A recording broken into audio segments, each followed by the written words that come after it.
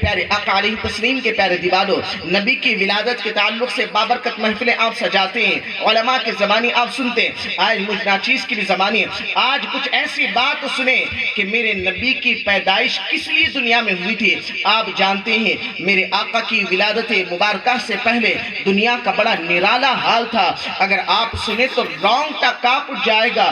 اللہ اکبر، ایسا ظلم دنیا میں ہوا کرتا تھا کہ انسان غیرت مند اس بات کو سننا بھی پسند نہیں کرتا، کیونکہ کفر کی سیاہی پوری دنیا میں چھا چکی تھی۔ کوئی ایمان والا نہیں تھا الا ماشاءاللہ جو میرے آقا کے خاندان والے ہیں، ان کے علاوہ جو اہل بیت میرے آقا کے سلسلے والے ہیں، یعنی جن کے بطنوں سے پاک ماؤں کے یا جن کے باپوں کے ذریعے اللہ نے نور محمدی کو دنیا میں بھیجنا تھا، اس کے علاوہ پوری دنیا میں کفر ہی کفر چھایا تھا۔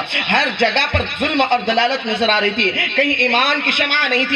اور ایمان تو پیارے اپنی جگہ پر کسی کے اندر ذرہ برابر انسانیت نام کی نہیں چیز تھی۔ اللہ اکبر، یہ ہندوستان کے سرزمین کے تعلق سے بتایا جاتا ہے، اگر کسی عورت نوجوان لڑکی کا شوہر انتقال کر جائے، شادی شدہ لڑکی ہے، اس کا شوہر اگر انتقال کر جائے، آپ جانتے ہیں اسی ہماری ملک ہندوستان میں کیا رواج تھا؟ فرمایا جاتا ہے، تاریخ آپ اٹھا کر پڑھیں، اسی آگ میں اس لڑکی کو بھی جلا دیا جاتا تھا۔ اللہ اکبر، اور طرح طرح کی تھی۔ ارے پیارے انسانے تو اپنی جگہ پر خانہ کعبہ جیسی عظیم چیز جس کو اس زمانے میں لوگ ننگے طواف کرتے تھے، اللہ اکبر، اتنی شرم ساریاں ختم ہو چکی تھی، اتنی غیرتیں مٹ چکی تھی۔ وہ خانہ کعبہ جسے اللہ نے دنیا میں سب سے پہلا گھر بنا کر پیدا کیا ہے، جس کی تمام انبیاء کرام نے حرمت اور تعظیمیں کی ہے، جس کا ادب کیا ہے، حضرت ابراہیم نے جس خانہ کعبہ کو اپنے مبارک ہاتھوں سے تعمیر کی ہے اور یہ دعا کی ہے، ربنا وبعث فیہم رسولا، حضرت وہ ابراہیم کی دعائیں تھی، حضرت اسماعیل کی وہ نشانیاں تھی،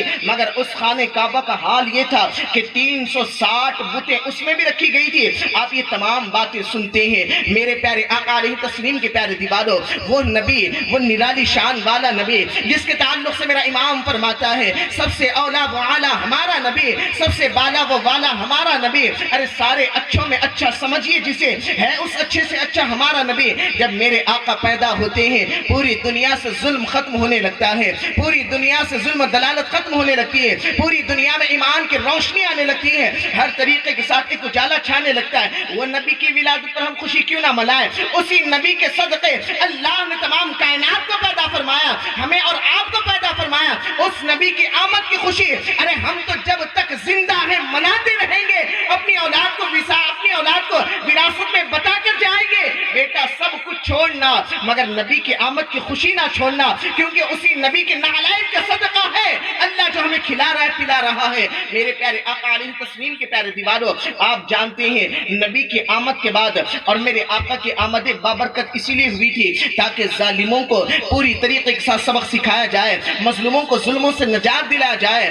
اللہ اکبر، میرے آقا دنیا میں تشریف لائے تاکہ علم کو عام کیا جائے، میرے نبی دنیا میں تشریف لائے تاکہ لوگوں کو شرابوں سے دور رکھا جائے، میرے نبی دنیا میں تشریف لائے تاکہ زنا سے دور رکھا جائے، میرے آقا دنیا میں تشریف لائے تاکہ جھوٹ سے دور رکھا جائے، میرے نبی دنیا میں تشریف لائے تاکہ غیبت، چغل خوریاں، جادو جیسے بری چیزوں سے دور رکھا جائے۔ مگر افسوس، کافی افسوس، آج اسی نبی کا کلمہ پڑھنے والا مسلمان ان تمام برائیوں میں ملوث نظر آتا ہے۔ میرے پیارے آقا علیہ تسلیم کے پیارے دیوانوں، بیٹا نہ ہوگا اگر یہ میں کہوں گا کہ پوری دنیا میں سب سے زیادہ اگر کسی قوم میں گناہ دیکھا جائے تو اسی نبی کا کلمہ پڑھنے والی قوم کرتی ہوئی نظر آتی ہے۔ میرے پیارے آقا علیہ تسلیم کے پیارے دیوانوں، نبی کی ولادت مبارکہ کی تاریخات تو آپ سنتے، نبی کی ولادت کے وقت کے معجزات تو آپ سنتے، اور تھوڑا سا اپنا جائزہ لیتے آج اس بابرکت محفل سے جس کا نام حضرت امام اعظم ابو حنیفہ رضی اللہ تعالیٰ عنہ کے نام پر رکھا گیا ہے۔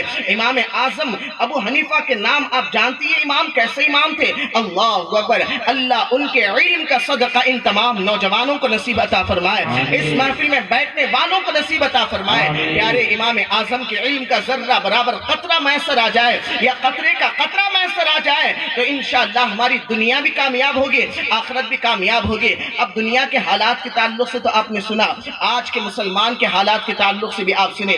آج کا مسلمان اللہ اکبر سب سے زیادہ شراب جیسی بری چیزوں میں ملوث نظر آتا ہے۔ آج کا نوجوان ذری سی ٹینشن پر شراب جیسی بری چیز کو بڑی شوق سے پیتا ہے۔ کہتا ہے کہ کیا کروں، ٹینشن اتنا ہے کہ ٹینشن کی بنیاد پر مجھے پینی پڑتی ہے اور نیند نہیں آتی۔ میں آپ کو بتاؤں، مصیبتیں، پریشانیاں اور تکلیفیں صرف ہم پر نہیں ہیں۔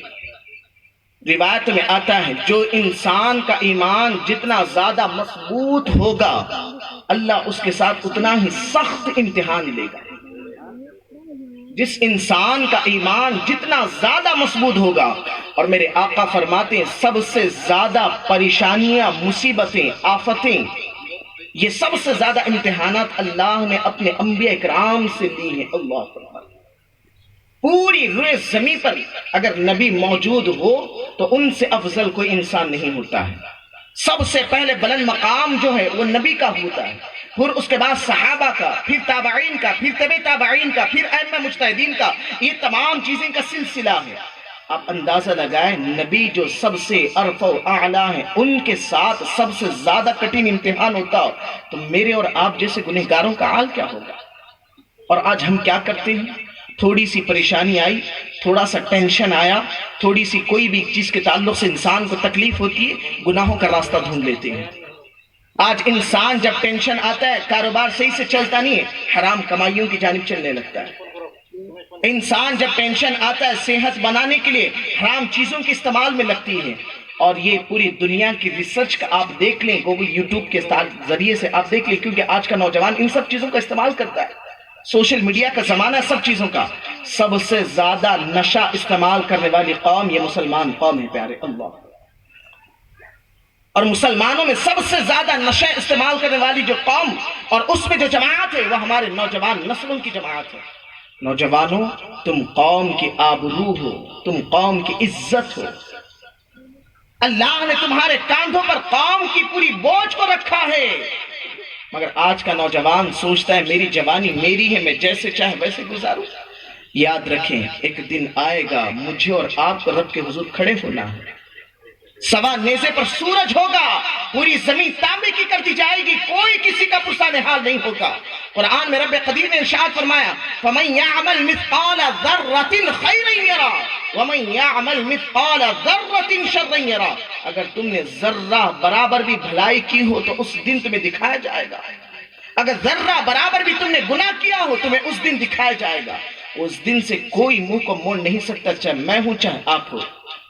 آج اسی قوم کو جس کا ایمان یہ ہے والیوم الآخر، ہمارا ایمان ہے، اس بات کو ہم اقرار کرتے ہیں، آخرت کے دن پر ایمان ہے، مگر آج وہ قوم نشے آلود چیزوں میں ملوث ہوتی بھی نظر آتی ہے۔ اور میں